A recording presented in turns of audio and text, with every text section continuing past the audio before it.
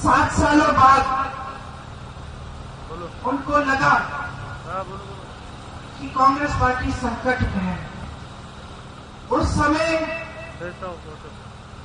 ऐसा लग रहा था कि एक और बार चुनाव आ रहा है, भाजपा उभर सकती है, कांग्रेस पार्टी टूटने वाली थी।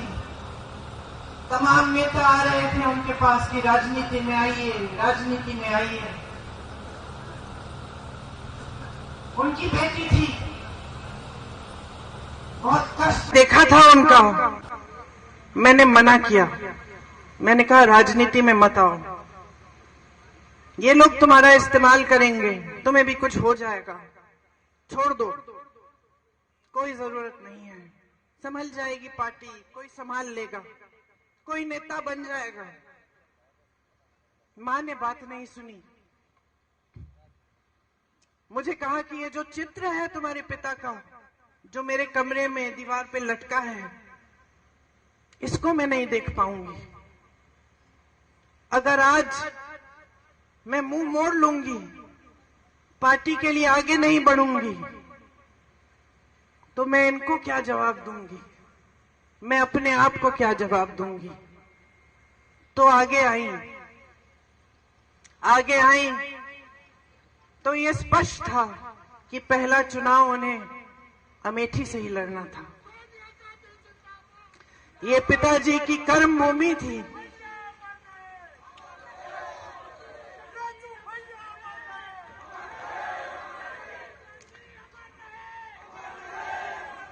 सच बताओ तो जब ये तय हुआ कि वो चुनाव लड़ेंगी अमेठी से, तो एक शाम को उन्होंने मुझसे कहा, प्रियंका कैसे करूंगी, मैं तो कभी चुनाव लड़ी नहीं हूं।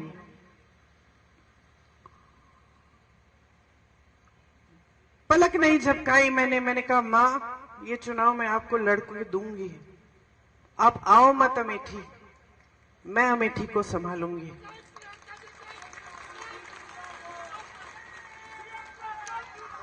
और मैं आपको बताऊं मैंने ये क्यों कहा, क्योंकि मैंने आपको बताया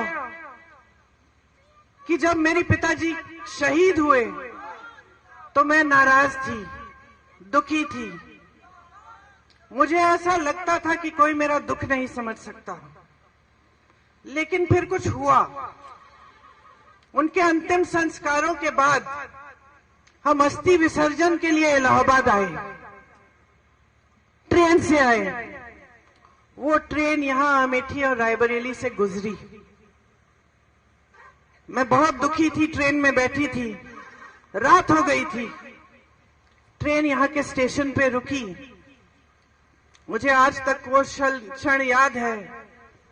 मैंने खिड़की से बाहर देखा और मैंने देखा कि ये तो बहुत लोग मेरी तरह रो रहे हैं, फूट फूट के रो रहे हैं। तो मुझे यह एहसास हुआ कि जो दुख मुझे महसूस हो रहा है वो तो यहाँ की जनता को भी महसूस हो रहा है।